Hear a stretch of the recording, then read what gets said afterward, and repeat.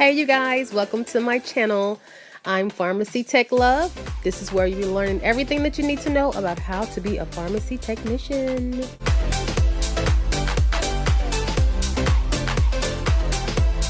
Hey, welcome back to my channel. I'm Pharmacy Tech Love. And if this is your first time visiting my channel, make sure you subscribe and make sure you hit the bell. That way you'll receive a notification every time I upload a video. Mainly what I do on my channel is I talk to individuals about how to become certified, if they really want to become a pharmacy technician or not. I teach math formulations, SIG codes, pharmacy technician duties, just a little bit of everything. Everything on this channel is evolved around pharmacy technicians. How you need to keep up your continued education hours, new things that are happening in the pharmacy. Right now, myself, I am waiting on the immunization certification to become available. PTCB has not published that yet. I'm checking it every week because they send me like this little card. I have it somewhere over there in my file, but they send me this card letting me know that it's becoming available soon. So I'm checking it every week because I don't know just yet. I don't know how everything is going to come into play as far as pharmacy technicians in retail or in the hospital setting being able to give immunization vaccines to individuals. But I do see that we will be a great help to the community, all right, if we are able to do that. We need all hands on deck, basically, you know, with everything that's going on. I can't, with how can I say, with the pandemic that's going on. Let me say that, because there's certain things you can't say on YouTube. So we need all hands on deck that can help out. And I want to be one of those individuals. And you should too. You should too. Anywho, if you are wanting to become a certified pharmacy technician, make sure you look in my comments, or you can look in the description. I'll have a link there, okay? At the very end, it'll say PT Love, PTCB, okay? It'll say that. Or if you need help with the pharmacy math, it'll say PTC Love Math. I think that's what it'll say. But I've partnered with a company named Pharmacy Tech Lessons. I've been with them for 1 year, and I put a stamp on them. I really do. They're really good. They have a coach that'll coach you right along the way. It's almost like having your own personal teacher. So I mean, it's like a win-win situation. Everything is online. You don't have to meet in class, and you work at your own pace. You work at your own pace. I had a young lady that emailed me. A lot of people email me about a lot of different things. And my email address is pharmacytechlove@gmail.com, just in case you need to reach me. I may not contact you right away because I do have a full-time job. I also teach as well. Right now, we're out until the 15th, I think. I don't want to keep rambling because I know you guys are waiting on the video. But yes, if you would like to become certified, this is a very rewarding job for me, okay? I am also a compounding pharmacy technician, a sterile IV pharmacy technician, and also a chemotherapy certified pharmacy technician. So there's other things. There's so much more to being a pharmacy technician that you can do now. Okay, so look through my videos. There's so many certifications that you can achieve. Okay, so don't just limit yourself. You can also teach this as well. I also teach at a local college. So just broaden the spectrum on becoming a pharmacy technician. Don't just think that, okay, now that I'm certified, I have to work in retail. No, you don't. No. Okay, just open your mind, look for different jobs, and look for something that you would like to do. I love my job. I love my coworkers. I get along with everyone. I love what I do. I do. I mean, it's tiring sometimes because my feet hurt. You know, we walk sometimes 6 miles a day, and that's just what it is. So check out the video that I have. I can't think of the name of the video right now. I think it was the day in life of a hospital pharmacy technician. I think that was it. So check out that video. There's a lot of things that you can do as a pharmacy technician. Don't limit yourself to just one thing, which is retail. Don't let anyone tell you that. So let's talk about expired and recalled medications and let's just get into it. So, yeah. Okay, let's talk about expired and recalled medications. First, let's talk about expired meds and the reason why it's so important to pull out any expired medications. The reason being is because after they are expired, they're not as potent as they were when they were in date. Okay.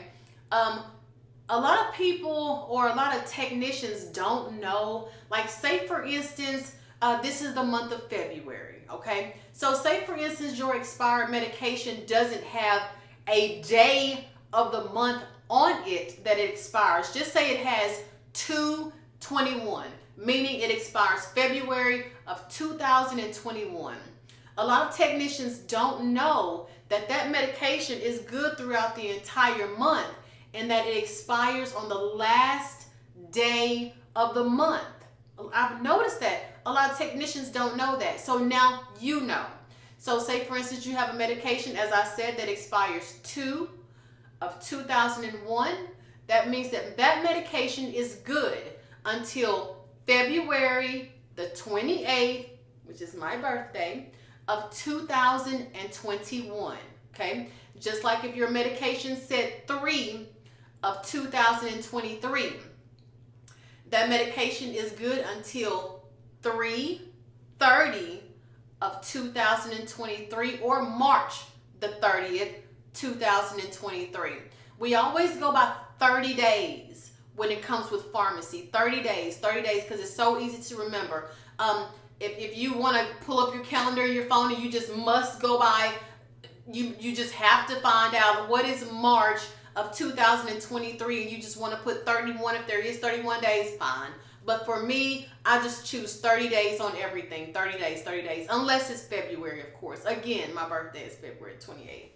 Okay, so again, let's continue to talk about expired meds. You will have to pull expired meds whenever you do unit inspections, because there are cases where you have crash carts that may expire. And those are life-saving medications. You do not want those medications to be expired to where they're not as strong as they need to be. You will do unit inspections in your PO room, meaning your by-mouth room. So there will be designated areas to particular technicians who are assigned these locations. And that's exactly what I do at the pharmacy that I work at. I make sure that the technicians have designated areas where they do their inspections. And what I do is I assign them quarterly for them. That way that their mind stays sharp. I don't want one technician doing the same thing for a year. That is boring and that is tired, okay?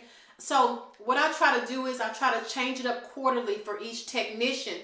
That way they don't forget how to do their inspections in these areas. I think that's a very smart thing to do. And plus, you know, the mind starts to get bored, you know, and if I did that, if I gave them the same inspection for 1 year, you know, they're going to get to a point where they're not going to want to do that inspection, okay? And then an individual will start slacking on that particular location. So I try to change it up quarterly.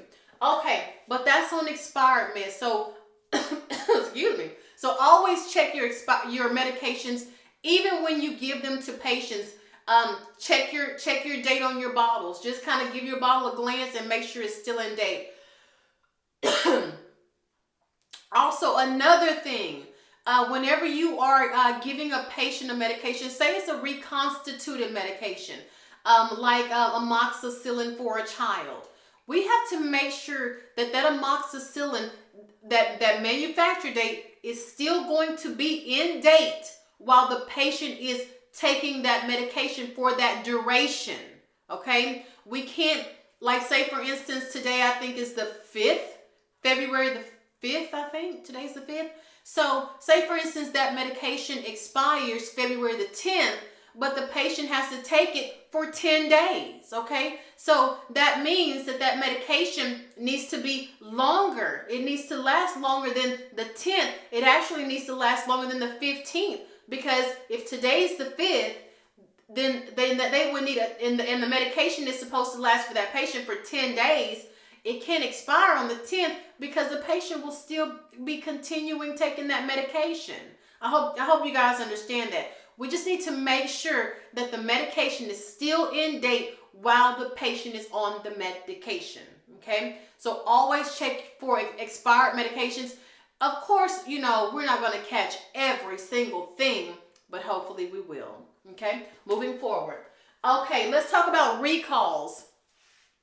Recall medications, basically what they are maybe something has happened in the warehouse to where maybe some type of growth has formed on a medication, or something has happened to a particular person taking this medication. And what the manufacturer will do, as with everything, not just medications, everything in this world, okay, has a lot number, okay? Everything from your Coca-Colas to baby dolls, to iPhones, everything has a lot number, okay? And the reason why there's a lot number, I hate my air conditioner, my heat just came on, but the reason why there's a lot number is so just in case that particular lot is bad, that particular lot number is bad. We'll say Coca-Cola just to make it easy, okay? So we'll say a particular Coca-Cola has made someone sick, okay? And it has started making other individuals sick, and it's that same lot number. So what they'll do is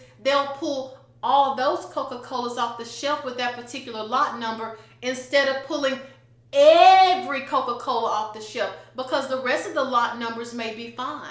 So the reason being for that is so they don't lose money, okay? And that's the same thing with recalls. They'll pull a particular lot number off the shelf if something is wrong with that particular lot number and not pull the rest, okay? I mean, and that's smart. That's very smart. Okay, I know this is so off topic, but just like, with Chucky dolls, that's what I always think of when I mention dolls in lots to my students. I always think of Chucky dolls. Like, say for instance, the manufacturer has made dozens and dozens of Chucky dolls, and only one lot of Chucky dolls are the bad dolls. There's no need of pulling the rest of the Chucky dolls. They're fine. Nothing has been called in about them. Nothing has shown any effects with those dolls. So we just pull that particular lot number and discard of those. Make sense? Makes sense. All right. So let's talk about recall class number 1, or recall class medication number 1.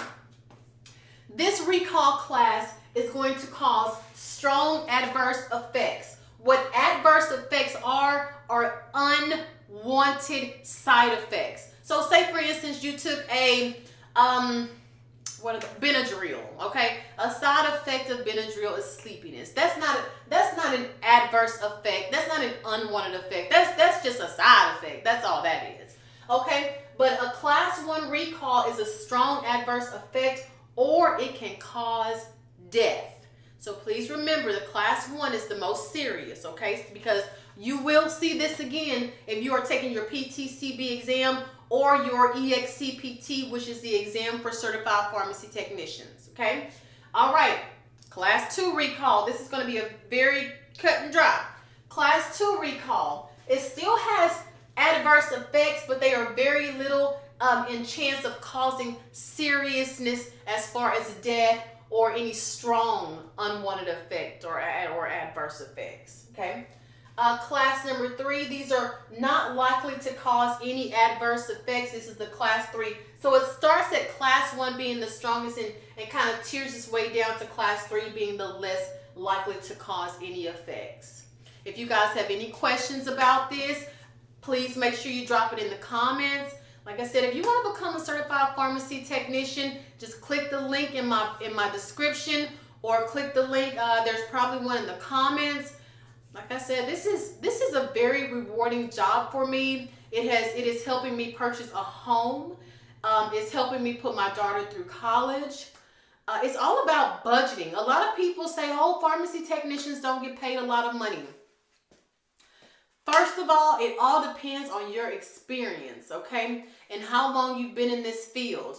And if you've gained more knowledge along the way. Don't stay at a job if they're paying you $10 an hour. Grow from that. Go to another job that's going to pay you $12. Grow from that. Go to another job that's going to pay you $16. Grow from that. Don't stay if you know the pay is not providing for you. Okay, that doesn't make any sense. Okay, so think rationally. All right. Have a good day or a good evening whenever you're watching this video, and I will see you next time. Bye.